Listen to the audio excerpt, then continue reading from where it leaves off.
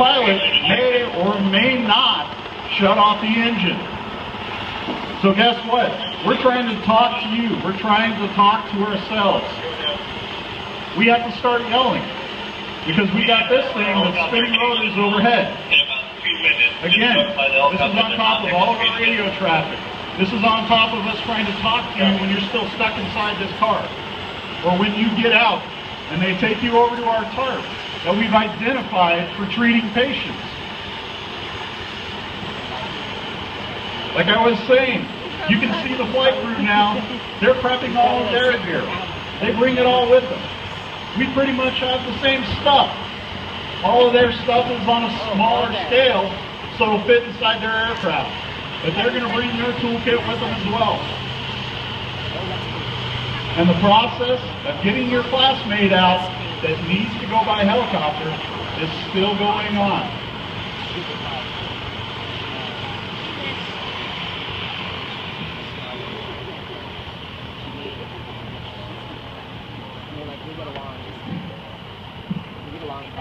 Now because of the delay in getting the patient out, the pilot's going to shut the helicopter down.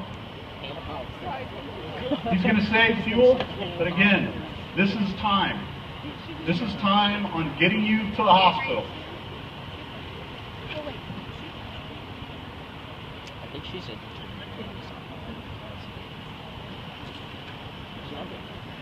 I don't think so. In order to get to your classmates, you can see what the crew is doing here. We're removing the entire side of this vehicle in the patient compartment in order to get to you. And chances are, to open it up even more, they're probably going to cut the roof and roll it completely back. So the only thing that's going to be left is a couple of doors.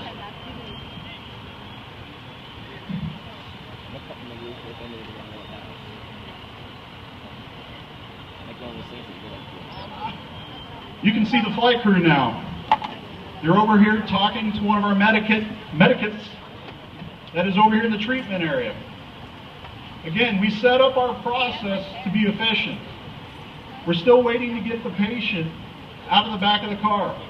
As soon as they do, she'll get transported over to that gurney that you see there. And all those people that are standing around are going to go to work. They're going to assess her airway. They're going to assess to see if she has any major bleeds that are going on. Like I was saying, if they need to put a tube down her throat so she can continue to breathe, they're going to do that.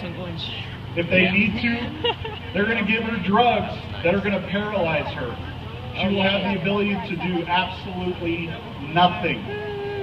If she's still trying to breathe on her own, she won't even be able to do that anymore. That's not helpful. Hell no. Or someone that gets those jokes and like, oh, these sound cool. 2 IVs. You're going to get placed on a heart monitor. We're going to see what your heart's doing. If it's not doing what it's supposed to, we're either going to start CPR or we're going to start giving you medications to hopefully get your heart back into a rhythm that it's going to continue to perfuse your brain. That's all we're trying to do right now. We're trying to save your heart, we're trying to save your brain.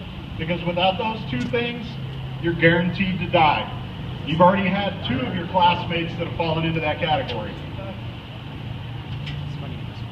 You can see that now that your classmate's out, that crew's not wasting any time on treating this patient. They're doing multiple things simultaneously. They're getting her secured to a backboard. They've got a collar on her neck. They're going to put foam blocks to prevent her head from moving around. All this stuff happens simultaneously to try to save as much time as we possibly can to get you down to the hospital.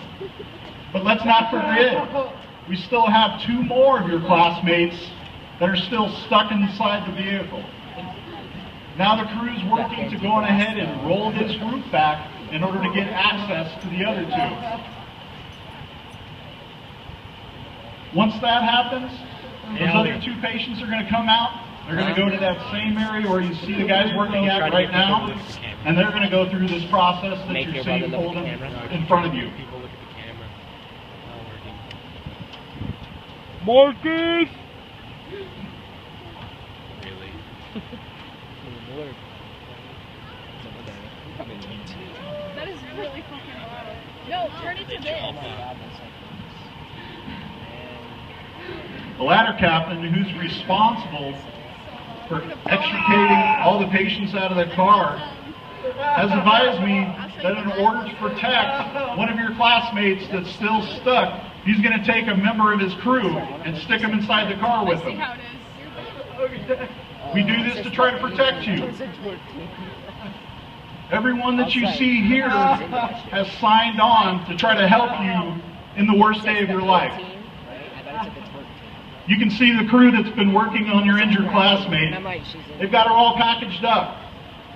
They're getting ready to take her on that gurney over to the helicopter. They're going to get her loaded in. They're going to start the aircraft, and they're going to depart the area. They've got about a 15-minute flight to get your classmate to a trauma center. Remember what I was saying about needing to go see a man with a knife? This is where she's going. This is the most expensive e-ticket ride you can receive.